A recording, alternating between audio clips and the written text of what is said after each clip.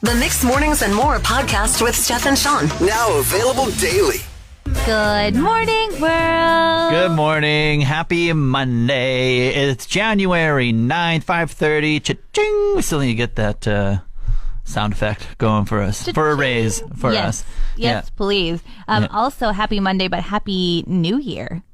Oh, right. Right. Isn't there rules in place or something? There are. Apparently on January 9th, etiquette experts say, just because it fell this year on the 9th, and this is the start of another work week, it's the last day you're allowed to etiquettely, politely say Happy New Year to someone. I totally agree as well, because so many people probably had that first week off. Alas, school, they weren't in school. And so this week, first day back, say Happy New Year and get over it. Don't say it tomorrow or else, I don't know, go down to Grand Prairie or something. I don't know. You're kicked out of Fort McMurray. I guess I'm kicked out because I am absolutely taking my own etiquette course here. And I'm saying until the end of January, you're allowed to wish people a Happy New Year. Wow, you were breaking the rules. Happy New Year, Shawn. Get used to it. I just want to proudly say that I am 1 for 1 so far this year on my New Year's resolution of cleaning up my beard after shaving it. I would like to give you a pat on the back and let you know I also am 2 for 2. I have eaten my freezer twice. Yes, look at us. We are a thriving morning show right now. Woo woo. Yeah, on Saturday, I think it was Saturday. Yeah, Saturday, shaved my beard, or I trimmed it. So I always keep my beard, but I just like kind of groom it, shape it up, goes into a towel beneath me, and then I shower afterwards. And immediately, it was at nighttime too, so I was like kind of settling down a little bit. I was getting sleepy, and usually that's when I like just forget about it, fold it up, throw it out later. But nope, instantly threw it out, and I felt great about it. Wow, Shawn, I am so proud of you. I hope that this continues for an entire year and becomes just the regular thing you do for the rest of your life. Thank you. What did you eat out of your freezer? Oh my goodness, we had hash brown casserole last night to go with dinner. And while I was digging for the hash browns, I found just a few tater tots left in the bag. And I was like, you know what? I'll throw that in the hash brown casserole too. I know. I felt like $1,000,000. And on Friday night, I made chicken from my freezer. I thawed it out instead of buying new stuff. Wow. That is, I am so proud of you as well. Thank you so much. Good pep talks in the morning. Yeah. Heads up to everyone on your usual morning commutes, wherever that may be, too. That school is rounding up and it's back in shape this morning, Steph. Yes, for sure. So while it is still dark out, all the kids are going to be walking to school or using those crosswalks. People are going to be stopping around schools to do the kiss and drop their kids off. So just be aware and remember that school zone speed limits as well back into effect. 30 through those school zones. Yeah, it might be a little busier no matter where you're going, just with more cars on the road and everything, buses, that sort of thing. Sun's not rising until like 9 o'clock as well. So again, just a heads up with the darkness that a lot of things are in motion and some of the brains might still be a little foggy, I would say. Yeah, you know who's going to be foggy? Who? My husband. Oh, yeah, that's right. He also works in the school system. Did you remind him last night or anything at all that like, hey, you got to work tomorrow? He did try to go to bed early last night. It was like 11:30 and he's like, I think I need to go to bed. But I don't think he has seen the darkness of morning since December, since before Christmas. He has been just living the high life, sleeping in till the sun wakes him up. Yeah. I'm jealous. Yeah. Well-deserved break for all of them, but some of them maybe got into a little nice habit of sleeping in, the luxuries of having 2 weeks off. I'm sure some of them were still in a routine. I hope he will. What time does his alarm usually go off? Do you know? 6 o'clock. Oh, okay. So he's hopefully he's up and at it. Yeah, I should text him a good morning and make sure. But Yeah. Check on your teacher friends. Make sure they're into the routine of going to work today.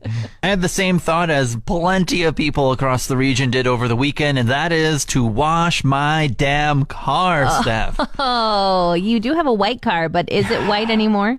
No, it's just I haven't washed it since fall, probably like 4 months. I want to say it's disgusting right now. Every time I like wipe off snow off the top of it, side of it, back windshield, whatever it may be, I also get like some dirt to go along with it. And it's just gross. Oh dear. Yep. That is when you know it's time for a wash for sure. I ran into a predicament though, because we were meeting up for happy hour Friday afternoon. And so I went about a half hour before happy hour started, and I went to go fill up with gas, buy a car wash my car, and then meet you there.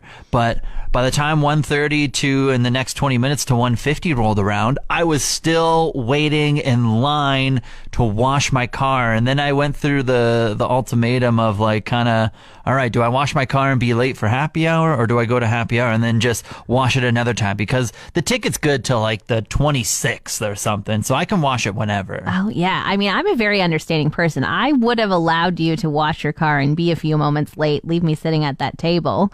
But I appreciate that you were on time. Yeah, thank you for thinking of me, Shawn. I ditched it. I was like, you know what? Well, the thing is, I didn't really look at the future forecast. It was so nice and it was so sunny and it was like -3, -5. I was like, I'll just do it tomorrow. I'll just do it the next. I'll just, procrastinate, put it off another day. Well, no, because now look at the forecast. Cloudy all throughout this week. There's not like a day of sun in sight, but there are still single digit temperatures within sight. So. Do you have to wash your car when it's sunny, or does it just feel better to look at it when it's sunny and clean? I want to say it like helps with the drying part of it, because I do park outside. I don't have like indoor parking, and so that might complicate things a little bit, but I think I'd just rather prefer, I'm still going to do it within this week while we have single digit temperatures, because I think it's just going to get colder from here on out, and maybe it won't be as busy. This could work to my like better half. There you go. I mean, people always spend more money when it's sunny. That's a thing about when I worked in the mall. It was like, it's sunny today, we're going to see some customers. Wow. It's cloudy today, they're not coming in, they're sad. So perhaps that's the way it works with a car wash. You could be onto something. Okay, there we go. I like it. I'm going to wash it this week. Good luck, Shawn. We're talking about washing your car on a sunny day, and you just got a text in from Jenny. It says, you should wash your car when it's just about to get really cold. Ooh. And then only dry the door seals. Your car stays clean way longer. If you go to clean it now, it's just going to end up getting dirty, and then you're going to have to clean it twice instead. See, I knew my procrastination would come off to pay. Thank you so much, Jenny, for texting in here. See, I knew this is what I was thinking deep down in the back of my mind. I didn't want to wash it when it was sunny and messy outside. I wanted to wash it when it's about to get into like the -15s and 20s. Oh, yeah. You just didn't know you were channeling all these sub things. You were like, I'd really rather have a nap. But your brain was like, because you want to wash it later, Shawn. That's right. Thanks, Jenny, for the solid advice that I knew, of course, in the back of my head. I've had a friend visiting for the last couple weeks. And honestly, sometimes you might get tired of a friend who visits for that long. You'd be like, all right, I'm ready to have my house back. Yeah. But this one, it is not the case. Yeah, sometimes the hosting duties can just be like tiring and all of that. Yeah, and this one I'm just so happy. Like, she's amazing. It is so nice to be so comfortable with a friend in your house. She is just the best. Yeah. Just like, I don't want to say she's low maintenance, but it makes it like easy to live with type of thing. Totally. And we just have so much fun. And at the beginning of her trip, she lost 3 days in the airport. Right. I remember that. Luggage and everything. Yeah. Lost the luggage for 9 days, trapped in the Calgary airport for 3. And to me, I feel like I lost 3 days of time with my friend. And now she's supposed to leave today. And I'm like, excuse me, I'd like to check in those 3 days and have them back now at the end of her trip, right? And I wonder, is that a thing? Can we start petitioning the airports? Like, if you're going to take 3 days from me, can I have 3 days at the end? If it works for my work schedule and everything, I want those holiday days back, please. Yeah. Let's petition some way, shape, or form. If, like you said, it works out for all parties, just push the flight back a little bit. Yeah, or can we petition the weatherman? Excuse me, could you bring a storm in for another 3 days? Right here. I've had to adjust my vocabulary a bit living in Alberta versus Ontario. And you wouldn't think they're that far away, but there's just some words that don't translate over to here. Yeah, just the different pockets of different provinces that you come from. You just grow up saying something, and then it's normal for everyone around you and where you grow up, but then you come together, you're just like, oh, okay. What are you noticing? What's happening in your life? Pack sack. I can guess. Like, I understand. It's like a purse, a backpack, a clutch, something along that lines of thinking. Yes, pack sack is definitely interchangeable with backpack. Okay, camp. That's just like going away to camp for the weekend. Like you're signing up for a program, and there's a bunch of leaders, and you're just you're going to hockey camp, you're going to Bible camp, you're going to camp. I don't know, just learn how to be outdoors. Yeah, no, that's not it at all. Camp is just your own personal cottage. Going to camp for the weekend, you're just going to your cabin, your cottage. Cottage is one from Ontario, I'll tell you that much. I know you're from Ontario already, but cottage is something that's way Ontario. Really? 100%. I always feel like there's like a scale. Like camp is just anything. Cabin is a little bit rustic, and cottage is like, that's probably actually your second home and you're really rich. Cabin's more Western for sure. Like prairies and everything. Like you're going out to the cabin for the weekend. Okay. And this last one, across the river.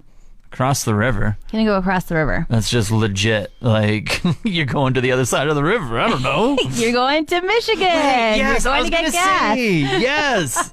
Now that I was like picturing the map and stuff, I was like, no, you're going to the States. Yeah, exactly. You got any? Well, Sasky, no, I don't even know what I'm saying half the time. Me either, Shawn.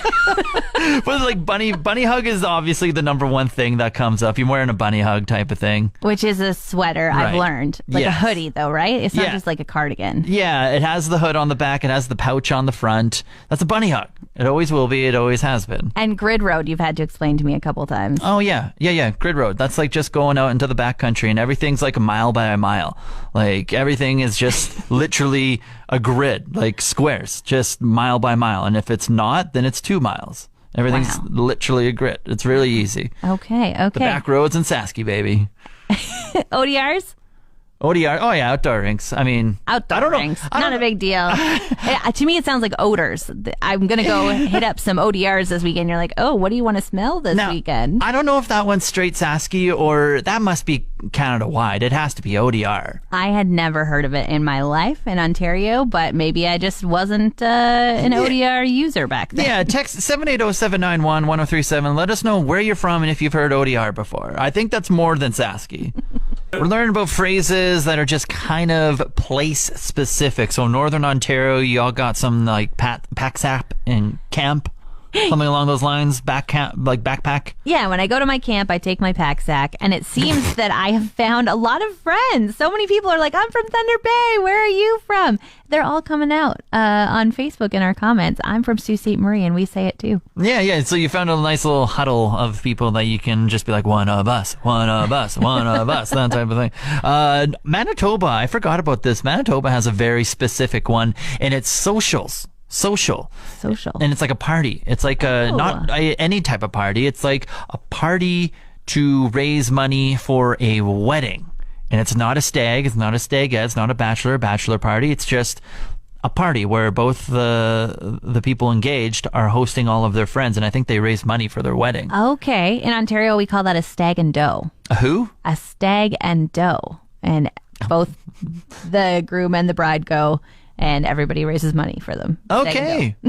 See, I think this is smart because weddings are so expensive that, have a party, raise some money. And then, okay, wait. So stag and doe, you've gone through these before, I'm assuming, in Ontario. And so you raise money, your friends come, and then how do they donate or what happens? Yeah, so basically it's a lot more fun than the wedding almost. You do like raffles, so people buy tickets, people run around and sell you goldfish insurance. So you have to buy like $10 worth of insurance for the evening, but if you didn't and they draw your name out of a fishbowl, you have to eat a goldfish. It's like, oh no, I have insurance, I'm safe. So they raise money that way. Just a ton of different kinds of card games and stuff like that you a lot of activities and stuff. And then then when the wedding rolls along, do you have like a registry where people buy you things still? Oh yeah, you clean up. If you have a stag and doe and a wedding, oh my goodness, you are laughing all the way to your mortgage payments for a year. Interesting. All right, very cool.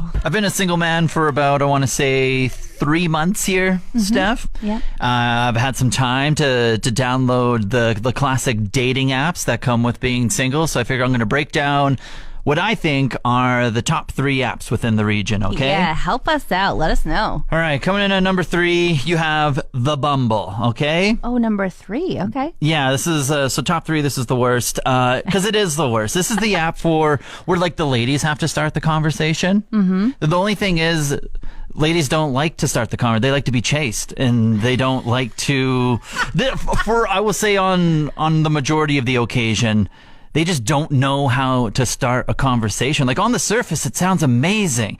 They get more control over the situation, that type of thing. Men can be a bunch of dinks online. So it's just, that's like the preface of it all. Yeah. But they don't know. So many times you hear about like women in dating, and they're just like, oh, if you just start a conversation with, hey, or how's it going, or what's up, I'm not even going to respond to it. Right. Well, that's what you do. Oh. So the Bumble, it's the worst. That comes in at number 3. Okay. Good to know. Tinder's the popular one. It's like the mainstream, the one that you always hear about. This one comes in at number 2. Wow, I don't even know what there is left to go on number 1. But what's wrong with That's because you've been married for like 10 years. Like, you shouldn't know what. Yeah, very true. Very true. It lives up to the stereotype. It's very interesting. Oh. It's what you hear about Tinder. It's kind of horny a little bit. There are some interesting conversations. For the most part, that's what it is. Some other times you can kind of get into like some deeper stuff a little bit and get to know people. But I was shocked. Really? Of how much it's changed within like the 3 years that I've been taken. Yeah, for so sure. It was just wild hopping back in, I'll tell you that much.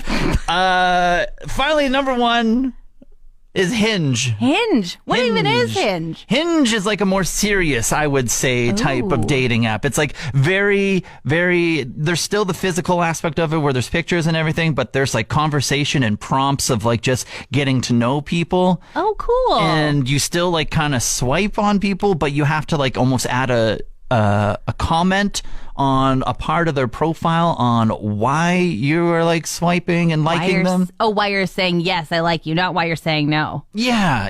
Man. Not why you're saying no, why you're saying yes to the person and be like, hey, because your dog looks really nice and I want to get to know your dog and you, that type of thing. And Which so is probably what you say to every person. You're like, you must have a dog in your profile picture. 100%. This is like, I like your dog and you're pretty cool too, but I would like to get to know your dog. Hinge is number 1. All right. Prince Harry's new book is coming out. Oh. It's called Spare. And I'm just a bit nervous for him. Why? Because he seems to be telling all like zero filter, no curtains veiled. He is just sharing like the most intimate parts of his life and basically everybody in his family's life. And it's perfect. No. Why? Because I feel like he's angry right now, but it's like next year, 5 years from now, he might be like, I wish I never wrote that book. As he's like Scrooge swimming in like billions of dollars because of all the juice and tea that he's sharing. Yeah, but he's hurting people with it. And perhaps the royal family has hurt a lot of people and so it's okay. I don't know, but I just feel like the relationships in his life, his brother, his dad, those kinds of things might be irrevocably unrepairable. That's 2 negatives, but I just don't know if he can repair these relationships after he said well, so maybe many he's not the things one about who them. broke him in the first place, and that's why he's writing the book, because so many people wronged him. But maybe they should go to family therapy together. I don't know if they should tell it all in a book like this. I think it's perfect. A lot of things that have come out have just been so juicy, and it's just like, I'm here for everything that happens afterwards. I'm here for everything that's happening in between. I actually don't care about them, but I'm here for just the headlines. I just feel like Harry was like, see you royals, now here's my stick of dynamite I'm throwing behind me in my rearview mirror. Yeah, no, it's very, like, some of the things that have come out have just been like fantastic. Like just the talks of like how him and his brother fought all the time and stuff, and how like getting into the relationship with Meghan, and then my brother didn't like her, so then we fought, and then I hurt myself, and this, that, and the other. I was like, yeah, spill it. Give us some more. Really? Well, he is giving you some more. He tells you when he lost his virginity, that he was on cocaine, that he was 17. Like, there are so many intimate details about this man's life that I don't know if we needed to know. Yeah, there's some stuff about like the young romp that he had, and like there's like older like UK models coming up like, it wasn't me, but I wish it was, and that type of stuff. Like, yes, let's get this train rolling. Let's get some more juice flowing. Like, this is great. Wow, we have such different opinions. You're like, give me all the goss, and I'm like, save yourself, Harry. Don't do this to your future self. The Monday after. You know, I was doing something this weekend that I think a lot of people are trying to prioritize maybe moving forward in their life. A resolution of some sort. Did you go to the gym? No. In fact, much the opposite. I was doing a lot of self-care. Oh, And good it's not- job, Shawn. Yeah, it's not a resolution for me because I've been doing this self-care for a while now, but it's just like the reset, relax, recharge type of self-care. So what did you do this weekend? So it was just for me that means I'm not going to hang out with anyone. I'm just going to take some time for myself, by myself. I'm going to rest when I need to. I'm not going to attend any events or anything, and I'm just going to recharge myself so I can come here on Monday and have a ball of fun with you. Oh, okay. Well, thank you for doing that for yourself. I absolutely am the opposite. When I need some self-care, it's I need some people in my life. Yeah. And this past weekend, I went to 3 different parties and 2 events, and I think I was only home Saturday morning, and it was great. I feel very recharged and refreshed. You did this in like 2 days? Yeah. Props to you. Props to you. I had 5 naps this weekend. Props to you. Props to you.